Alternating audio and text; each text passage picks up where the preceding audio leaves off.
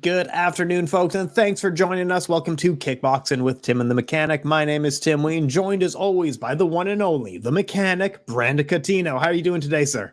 Doing well, man. It's always good to talk some beautiful kickboxing with you. It is unbelievable that we are just days away from your upcoming main event pro kickboxing match here. Tell us, how's the preparation? How are you feeling? We're really in the last few days here. Give us an update. Training camp is actually officially over. You know, when the show comes out, training camp is over, is done with. Right. So everything is good, man. Honestly, like I kept on saying to my wife on Sunday, dude, I just feel marvelous. Like that's just how I feel. Like I just feel good, man. Like conditioning is good, timing's good. Everything. I'm just ready to go, man. I'm just ready to have some fun Saturday night. It does feel like it's been a long time coming, and like finally, let's Brandon needs a fight. So it just must feel amazing coming into this week.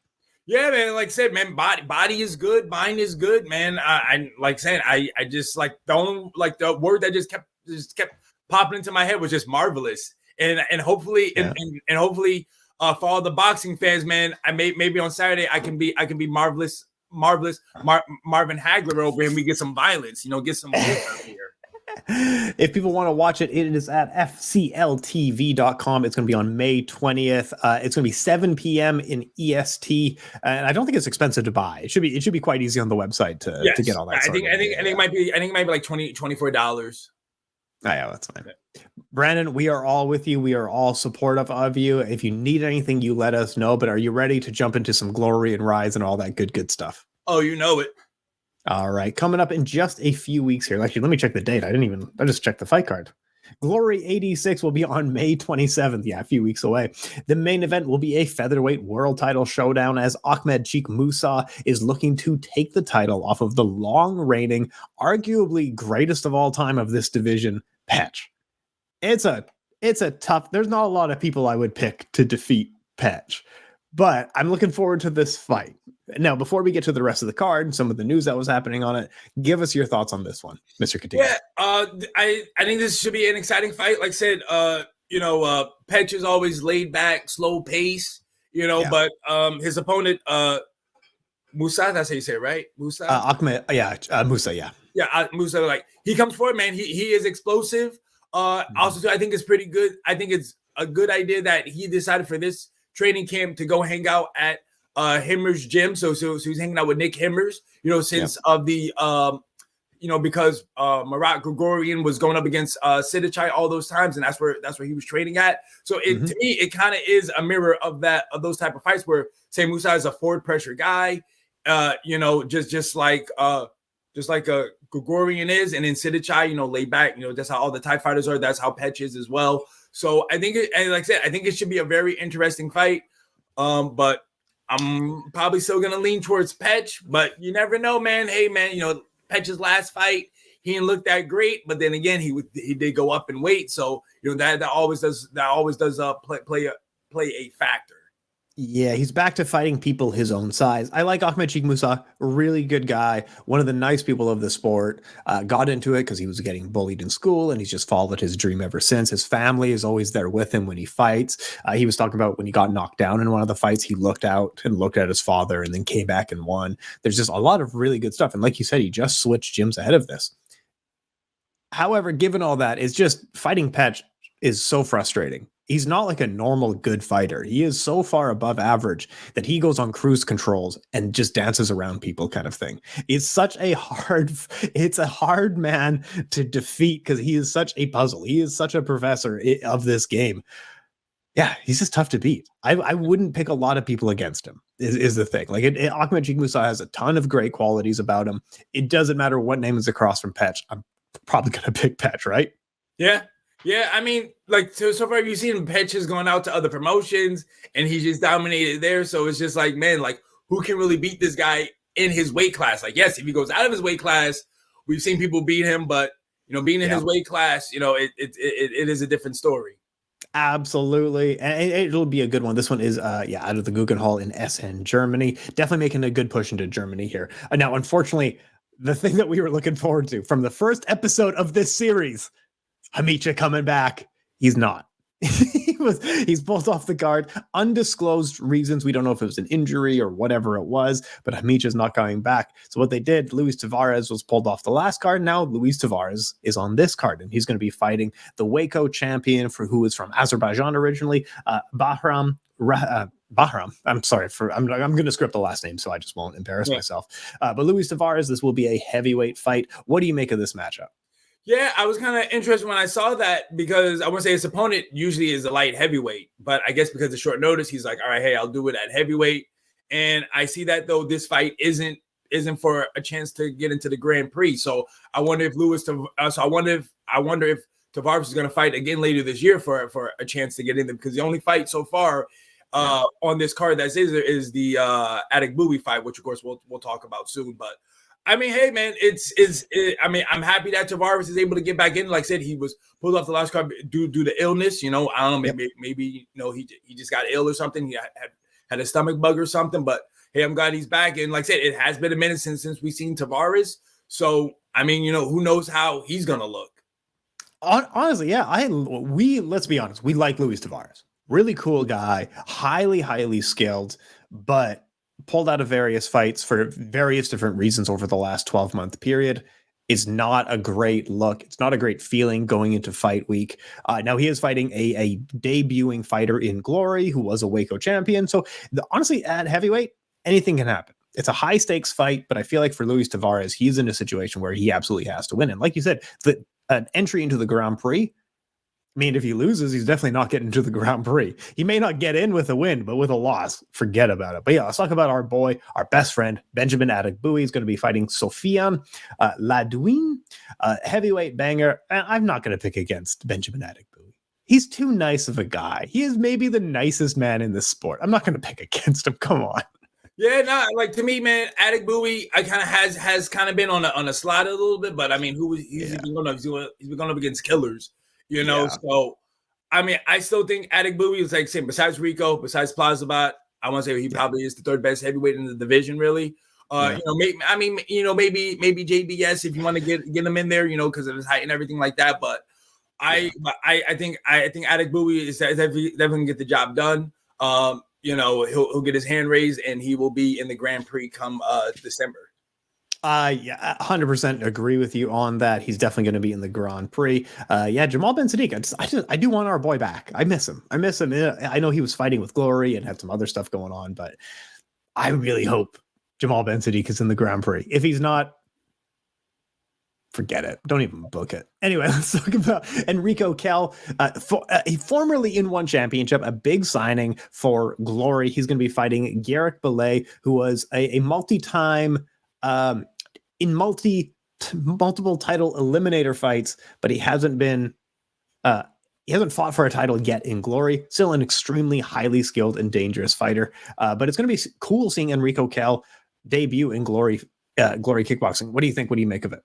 I honestly say this is a number one title fight right here, because to me, Garrick Belay has, you said, been in the mix like, hey, you win this fight, you're the next guy, and he just comes short. And again, I think he's ranked. He actually is. He is ranked the number one lightweight. In the division, because basically, like, who else is there really eligible to fight? And I'm saying, Kell is a big signing. For one, and he's coming right in here, man. He's going right into the deep end. So to me, if he beats Belay, who's your ranked number one, he probably going to become number one, and he's getting a title shot. Like I said, they need people for the lightweight division right now, and that's why I really do think that this right here is a number one contender fight. And I agree with you as well. And I do expect it to be quite exciting. Garrick Belay had a fight of the year contender at worst, like top 3, one of the best fights of 2022 when he went to war with Stoyan Koprolinsky, who got a title shot off of that win. But yeah, Tijani Bestadi is the lightweight champion, and Tijani likes keeping busy. The guy had I want to say 4 fights in the last 8 months. And he hasn't indicated that he wants to slow down. Throw him the next contender. That's great. These guys want to keep busy. And that 155-pound division all across kickboxing is the best division. So it's a competitive weight class, and I'm excited to see a little bit more of it. And we also have a Glory debutante who already has a very notable win. She fought at Glory Rivals and defeated Golden Girl. We all expected, this is an easy fight for Tessa DeCom. Nope. The Argentinian came out that night, and it was Juliana Cosnard earned a win over Tessa DeCom, and now she's going to be fighting top-ranked former contender Sarah Musadak, who is a Moroccan-French striker who likes throwing bombs. It could be a great fight here. What do you make of it? Honestly, this could be fight of the night right here. I'm not gonna lie to you. Both girls come to bang straight up, like you saw. Like you said, Sarah. That's how I was going by. Yeah. Sarah. You know what I'm saying, man? Moroccan descent. You know what I'm saying? Usually, all Moroccans, they come to bang and like that. And then her opponent, represent Argentina, came in out of nowhere. Like I said, she went up Tessa, took care of business on Tessa, and like I said, she brought it. Both girls are the same height, so there's no height difference. That's why I think they're just both going to be just in each other's faces, and they're just going to go for it. Like I said, I think this really could be fight of the night right here. In this, the first fight of the night. I think it's going to be on the YouTube prelims, and like I said, I probably would say you don't want to miss this one. Absolutely, it's going to be a banger. And another, well, the two I was going to say, because I think Sarah is ranked number 3 now in the division, even though she just fought for the title. Like, I don't really know who else is 1 or 2, but to me, I feel like saying, if was it Cosnard? No, Cosnard. I want to say if she wins, I don't see why she probably couldn't be the next person to challenge for the belt. Here's the thing: like this division, ruled by Tiffany Van Soest, has had such little movement over the last little while. Like we had Sarah Musadak. Yeah, most of these people haven't fought in a long time. So this is one of the first fights in the top 5. I want to say, like, I'm looking at the division. I want to say like Sophia Olafsson is the ranked number 1, but I feel like she hasn't fought. I thought she was done. Like I thought she left and went back to Muay Thai. I know. Number 2 is Christy Britton, which I remember her from Britain, which she too hasn't fought in a minute either. Like that's why it's like, these girls are 1 and 2, but are they really 1 and 2? We're like, have you guys just not updated your rankings? It's been a minute. I know. One of the top 5, they still have Aileen Pereira, who is in now MMA now. Yep. Yeah. So they haven't had any fights in this division. This is the first fight in this division. So yeah, I think both of them will get a title shot at some point in the next 6 months. That's what I'm saying. That's why it's always so weird to me. It's like, there are plenty of ladies that they had, but they're just not having them fight. Like again, I don't know if it's a travel thing, because like I said, they did have a lot of U.S. women, and again, it's just like the only person from the U.S. they're trying to bring out is just Tiffany, because she's the champion. But all the other people, like a Selena Flores, a Rebecca Irwin, like what happened to those two? I know. But again, but everything's what I was saying about like the divisions being kind of thin, because even I talked about it, like I know we're not gonna talk about it now, but just going forward with Collision, I called it. I was like, yo, the dude Tank is, if he wins a fight, he's gonna get a title shot. What's happening? He's getting a title shot when he just had one.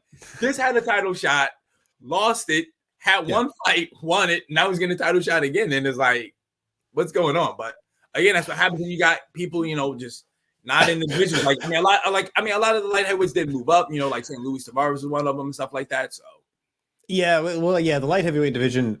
Okay, the problem is the light heavyweight division has actually had a lot of really interesting fights over the last little while.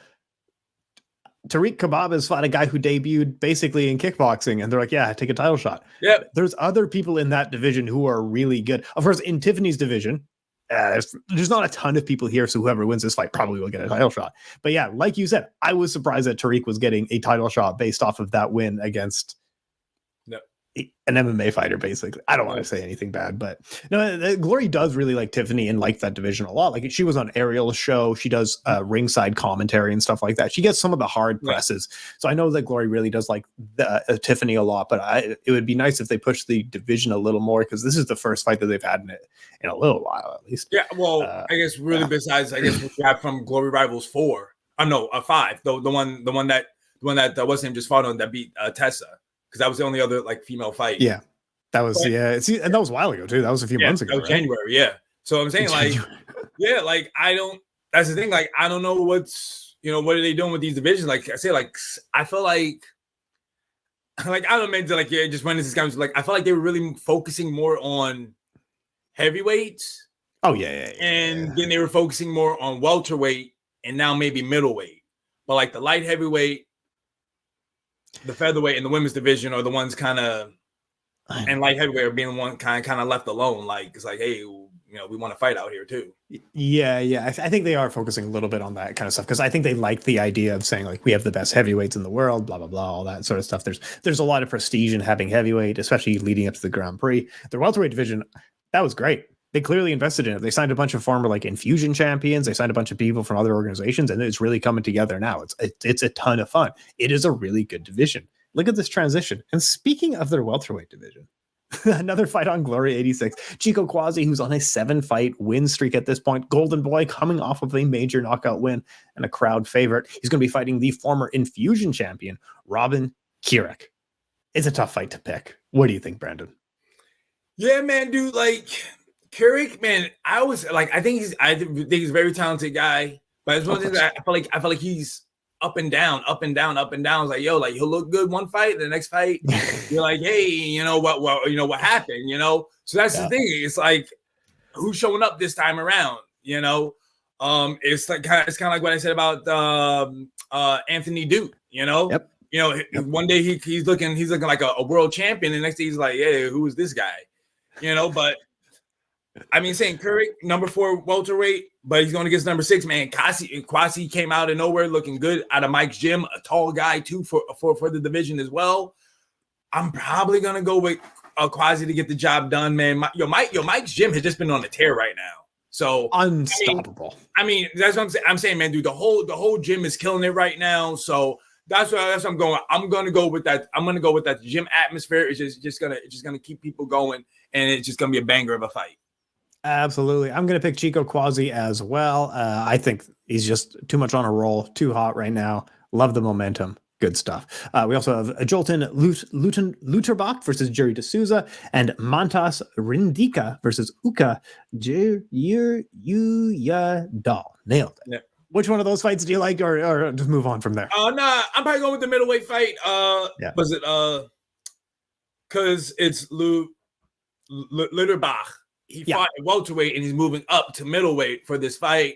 And D'Souza, man, another guy, up and down as well. So I don't know if this Luterbach staying at middleweight or if it's just a one-off for him. So I mean, I kind of want to see, how it is that he looks. Plus people are saying he was a guy too that was, an MMA guy. He's transitioning to kickboxing, kind of talking all this smack about like, hey, you give me some time. I'm gonna be the best kickboxer out here. So I kind of got my eye on that, to kind of see how it is that he does.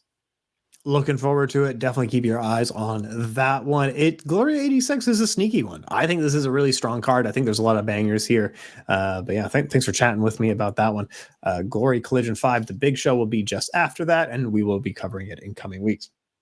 Okay, also coming up this weekend, Rise 168. That'll be, depending on where you are in the world, May 28th or May 29th. Let's say it's May 28th for now, and it will be at 4 p.m.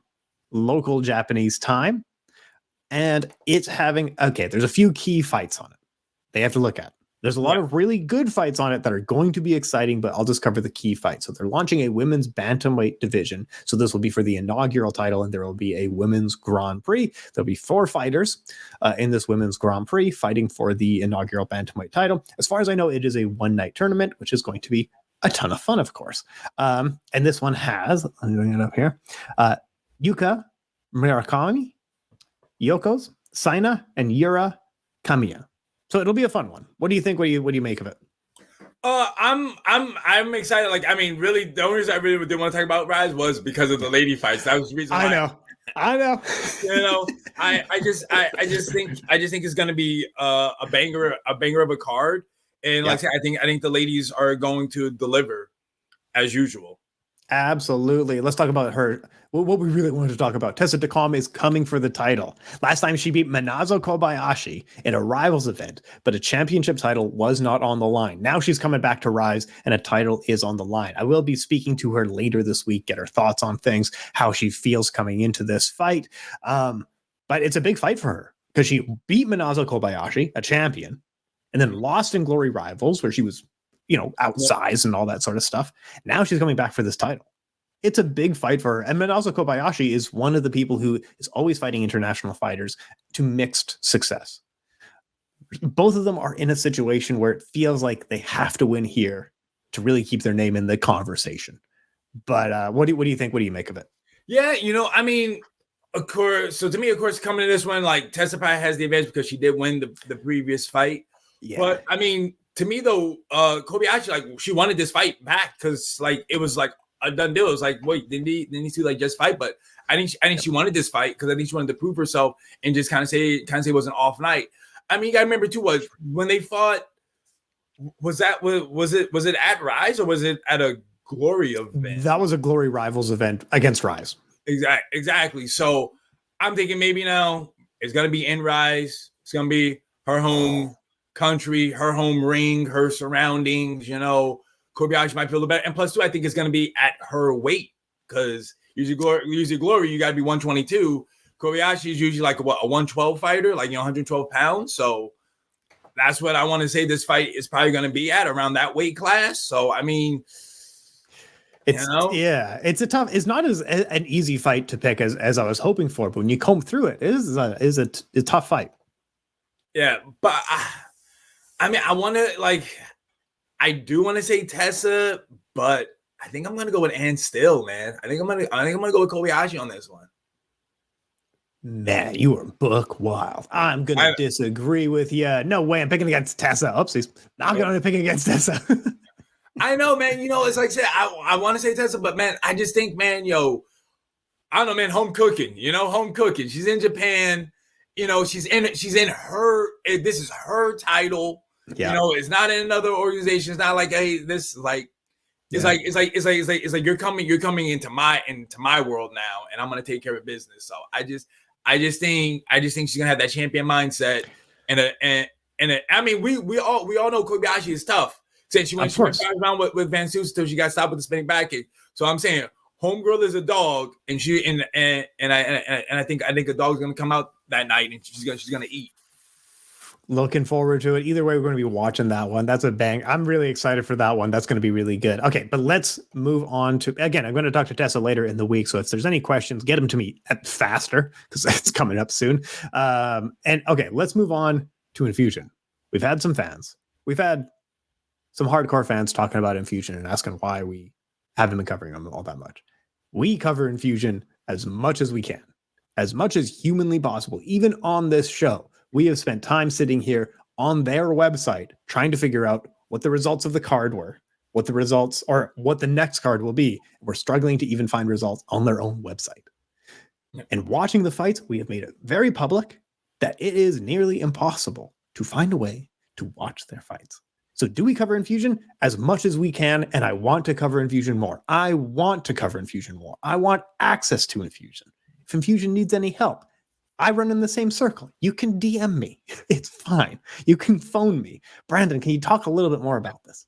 Yeah, well, no, I mean, it was just, I wanted to address this last show, and I was going to say the reason why we don't talk about Enfusion more is because for me, I don't have access to Enfusion anymore. It used to be, like I say, I used to be able to watch their fights on their YouTube channel. They would have their events on YouTube. Then they took that off. Then it was like, hey, you know what? Go to our Facebook. All right, so I followed them on Facebook. I went to their Facebook. And then all of a sudden, it's no more. They don't post anymore. Now it's like, again, we had talked about like maybe a month or 2 months ago, and I showed the thing where basically like they're all in Europe. It's all about, to me, Holland is what they're really trying to do for their TV and access. While everything else is all like pay-per-view. But I don't think it's for Enfusion. It was for the 8 TKO thing, the thing they were doing with Andrew Tate. I think that's the only thing that was kind of pay-per-view. So I mean, hey guys, unless I'm wrong, come.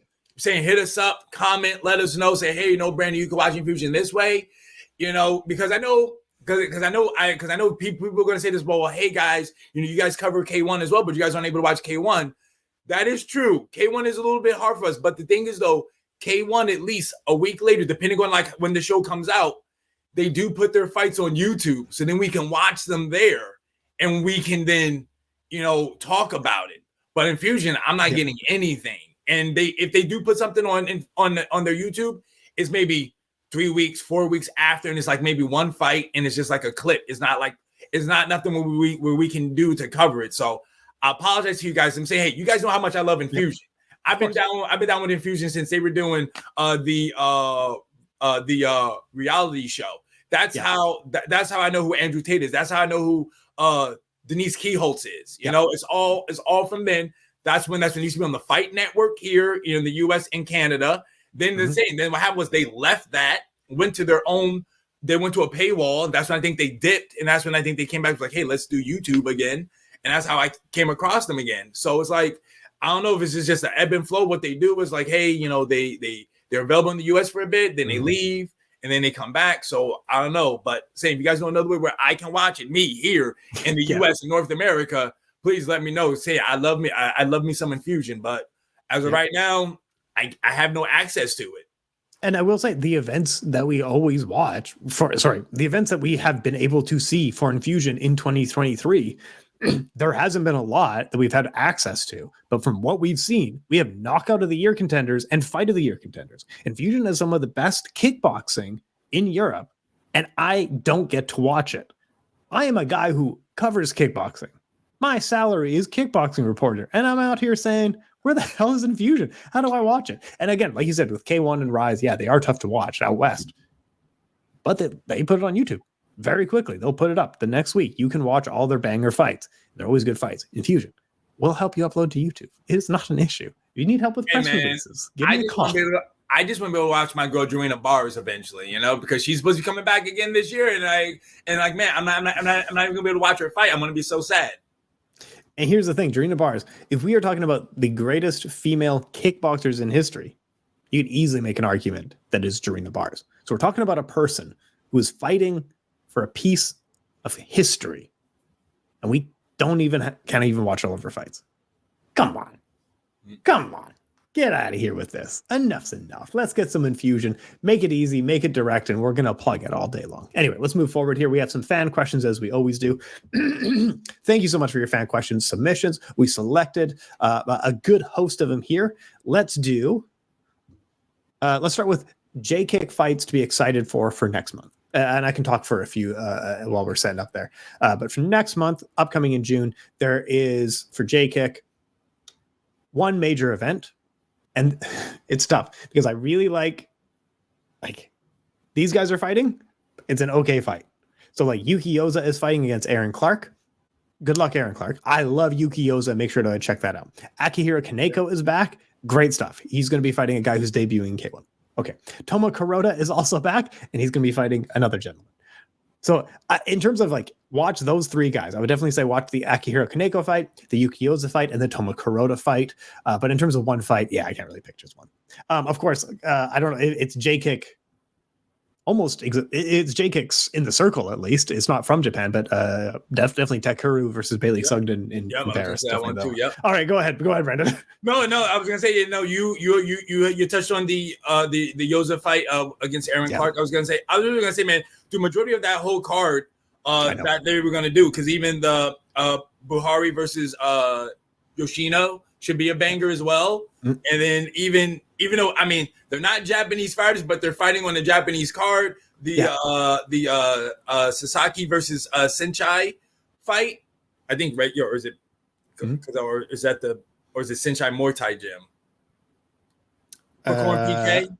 Yeah, I'm not entirely sure. Senchai Muay Thai gym is the name. Yeah. So I think that should be a banger of a fight. But another two that I had sneaky ones. They're on the Crush 150 card. So like I said, you know me, fan of the lady fights. I think the I'm trying to say it right. The Malo versus Akushi Noriko fight. I think that should be a good one. And then also on that same card, saying sorry guys, I'm gonna be butchering names out here, but it's Uzawa Yuya versus was it Tayo? I know what you're talking about. Yeah, versus Tayo. Let me see if I can find the last name. It's Shurahato Tayo, I think. Yeah. I think that should be a banger. They're both on the Crush 150. They're both June 16th. So I think those are two sneaky fights to watch out for. And look, you guys, if you're like, hey, I don't know how to watch that, don't worry about it. 1 week after the fight, you can just look it up on YouTube, and it'll be there in full 1080p, and you can watch it from start to finish. Stop taking shots at Enfusion, all right? It was unaimed, but yeah.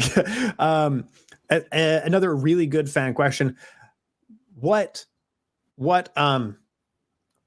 do we like from one championship's Muay Thai changes, and what do we dislike about some of one championship's Muay Thai changes? And this is a massive subject. This is like an hour-long podcast in itself. Should we start with like a couple of dislikes and then we'll get to the really positive stuff? I mean, yeah, I mean, we go with the dislikes. I'll let you start it off. Sure. Okay, so I think the two things that everyone can agree with, I do wish that one championship let people really work in the clinch a lot more. Give them a little bit more time. Break it up if there's no action. But a lot of these fighters are clinch fighters, and really let them work. The second one is they don't allow, there's certain types of trips and sweeps that they disallow. Yeah. Why? Why? Just let them do it. It's fine. Like, if we're not getting a lot of kickboxing fights, oh yeah, we were supposed to talk about, we'll talk about that still. We'll get to it. Don't worry about that. If we're not going to get a lot of kickboxing fights, why are we like changing Muay Thai to be closer to kickboxing? You know what I mean? Anyway, so allow clinching more, allow more trips and sweeps. I'm not sure why that's disallowed anyway, but yeah, what are the dislikes about one championship style Muay Thai? I mean, like for me, I do like it regardless. I think maybe sometimes I know. I think it is like, I guess maybe you would maybe want sometimes that that more, the more rounds, usually like how usually Muay Thai is, you just like each fight you always get 5 rounds, but hey, I think 3 rounds usually maybe does kind of have a little bit of a quicker pace. But I mean, I honestly kind of don't have any this. I kind of am all for it, really. Like, I really don't have this, like, but I do know what you like about the more would be a little bit better. But for the most part, I'm kind of fine with it. Yeah, and I agree with you. So there's tons of great likes. I mean, how much exposure they're giving to the sport all around the world, and they're giving people fights too. You know, with the Friday fight series, you know, going on like that, and also hanging out in the Lumpini Stadium as well. You know, so they're going all over in Thailand and stuff like that. So I think that's pretty good as well for it. Yeah, massive amount of injection of money for these fighters in Thailand. It's, I mean, there's so much good in what championship is doing in Muay Thai, and I know Muay Thai purists would hard disagree with me, and that's totally fine. There's nothing wrong with that. I mean, if you want pure Muay Thai, it absolutely still exists. But one championship has done very good things for Muay Thai, and I'm going to say a controversial one. I like 4-ounce Muay Thai gloves. Not everyone agrees with me on that, and that's fine. I like it because it just makes fun fights. However, I also recognize if you are a Muay Thai purist, you are going to disagree with me, and I'm not willing to argue the point. Yeah. I think it makes fun fights. That's about as much as I'm willing to elaborate on that. Agree, disagree with me on that, Brandon? No, I mean, I do understand what people are about the 4-ounce gloves. I mean, I think it might be a little bit easier to actually like get a clinch in a lot better, to hold on to a clinch. Because you got your fingers instead of holding the glove. So I think using that might be a little bit easier for the clinch, and a lot easier for clinch defense as well. Say that again, sorry? I was gonna say, I think the 4-ounce gloves it makes it a lot easier for a clinch defense as well. Yeah. They should allow more clinch work. It'll be a very interesting facet. So overall, we both agree. Just absolutely love what one championship is doing in Muay Thai. It's one of the coolest spaces. And every week they're bringing the best combat sports. Like, it is the coolest thing. Let's move on to fan question. Top 5 favorite kickboxers of all time. It's a tough list. It's a real tough list. Off the top of your head, can you do 5? Yeah, no, like I said, man, I always tell you, man, Ernesto Hoost, Remy Banyaski's number 2. And then, man, really, man, probably like nowadays, it's just like, I mean, of course, I guess I got to say my girl, Joanna Bars, is in there. Because I am a fan of her, so she's probably my number 3, and then the other 2, it comes a little bit of a toss up, but I mean, I probably really want to say that I've always liked Robin Van Roosmalen. Yeah, I know. You know, I think he's been awesome, man. Saying especially going 2 divisions, and then I probably didn't want to have to say. Man, I guess you gotta say the doctor, man. You gotta go with Georgie Petrosian in there, man. He's got to be in your top 5. Yeah. No, I think that's a great list. That is a great list.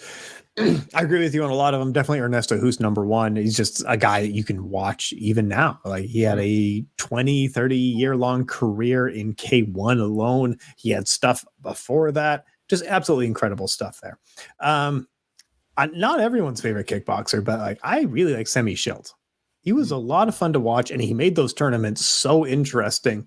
And not because, like, yeah, he won a bunch of them, and he was a 7 foot tall man, but like defeating him, like it was always in exciting matchups. Win, lose, or draw, he was always exciting. I'll also throw Peter Arts, of course. You can't pick against Peter Arts. I mean, he's one of the most exciting guys in the kickboxing. Oh, come on. He's the man. He's the man. And he fought forever. He would fight today if someone would let him. This guy didn't stop. Also really like Superbond. Believe it or not, he's not one of the golden age guys, but just absolutely a massive fan of Superbond. And let's throw Walkout in there. I think what he did for adding the tapestry of really notable Thai fighters during the golden age of kickboxing, I think that made a massive difference to the sport overall and how we perceive fighters from Thailand and stuff like that. He was just so good and it mattered so much, and he created such an interesting story, and we still see the effects today. Walkout in Japan still gets great clicks and great views and stuff like that. So it's awesome to see. Top 5 for kickboxers, that is wrapped up. JK Brandon Cuttino, what round are you getting the knockout? Dude, honestly, man, I feel real good. Like, I really want to say first round, man. I think I'm trying to get in and get out, go celebrate, watch some Devin Haney, Lomachenko that night. So, you know, you got to be in, got to be out so you can make that fight. No, I think they're waiting. I think they're gonna hang out, wait for the Brandon fight, and then they'll go out there. But okay, so if people want to support you, Brandon, what's the easiest way to do it? I mean, this way, of course, man. Fighters First Out shop, man. Get some merch, man. You see me? I'm wearing one of my shirts. I got plenty of things for you guys. Got hoodies, got tank tops, shirts. You know, whatever you guys want, man. If there's something else that you guys want to incorporate, maybe a skull or something, let me know, and we could try to maybe create one for you guys. Awesome stuff. Just days away. Brandon, you're back in the ring, and we're all looking forward to it. We're all going to be watching. Best of luck to you, sir, and you got this one. Thank you, man. Like I said, follow me on socials, guys. You know, be Cuttino TSMA on Instagram and Twitter. And same, man. Just thank you for being a part of this journey. Absolutely. We're all here for you. Thanks so much, sir. All right.